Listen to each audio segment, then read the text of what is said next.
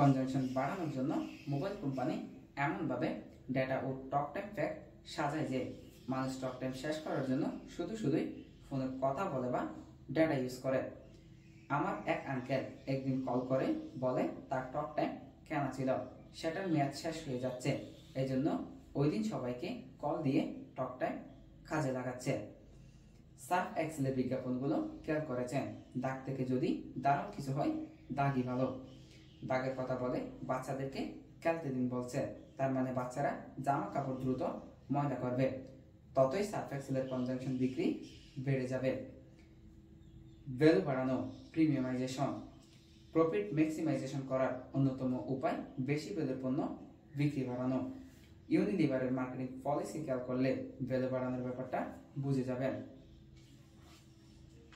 ইউনিলিভারে detergent পাউডারগুলোর কথা চিন্তা করে দেখুন, হুইল, রিন এবং সার্ফ এক্সেল।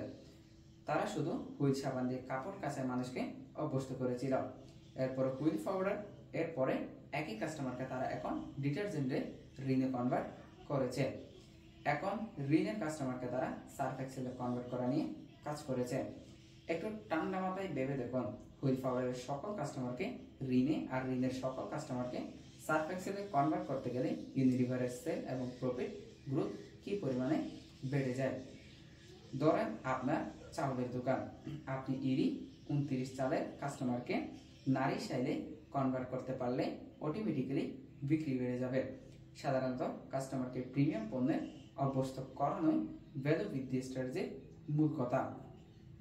প্রিমিয়াম ও লাক্সারি পণ্যের চাহিদা দিন দিন বাড়ছে। মানুষের একটা হিডেন সাইকোলজি হলো যে দামি পণ্যকে বেটার মনে করা।